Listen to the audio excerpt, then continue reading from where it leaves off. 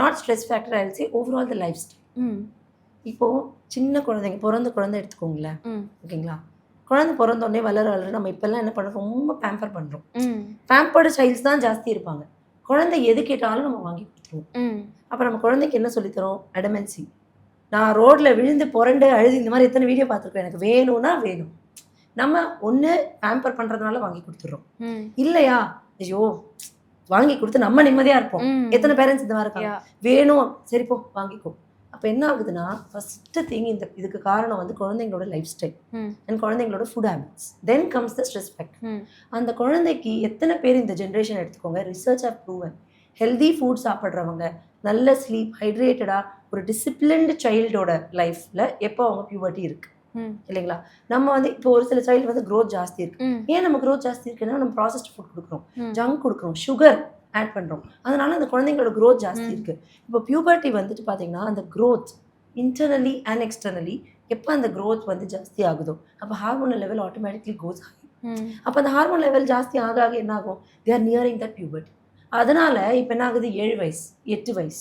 But I just want to tell a suggestion. இப்போ when child வந்து இப்போ 10 years 9.5 10 11 12 that is okay.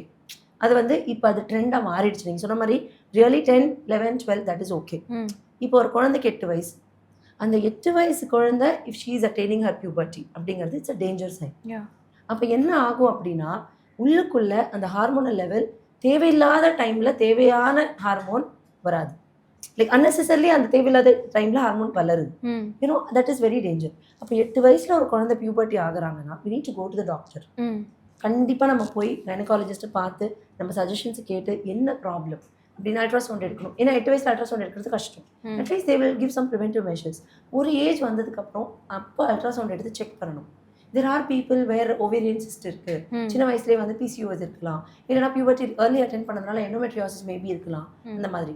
And என்ன இன்னொரு இஷ்யூ மெயினானா, ஏர்லி பியூபர்ட்டி வரும்போது என்ன ஆகும்னா, நமக்கு இருக்கிற மாதிரி சைக்கிள்ஸ் வந்து ரெகுலராக இருக்காது. ஓகே.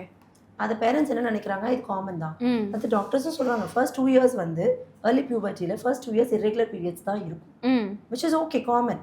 ஆனால் நம்ம ஏன் அதை டிசைட் பண்ணணும்? போய் ஒரு டாக்டர் கன்சல்ட் பண்ணா உங்களுக்கு என்ன, அது காமன்ன்றதை நம்ம டிசைட் பண்ண வேண்டாம் இல்லைங்களா? 8 இயர்ஸ்ல என் பொண்ணு பியூபர்ட்டி அட்டைன் ஆயிட்டா அப்படின்னு யாராவது நினைச்சாங்கன்னா, first thing you need to do is go to a doctor. Self assumption is very harmful. அந்த ஏஜுக்கு இது too early. What is the next step? எப்படி நம்ம டயட்டை மாற்றலாம்? எப்படி இப்போ வந்து நான் வெஜிடேரியன்ஸ் எடுத்துக்கோங்களேன், meet first problem, meet avoid பண்ணுங்க. எனக்கு மீட் பிடிக்கும், நான் அவாய்ட் பண்ண மாட்டேன், சாப்பிட்டே தான் இருப்பேன்னா all of these hormone imbalance will occur.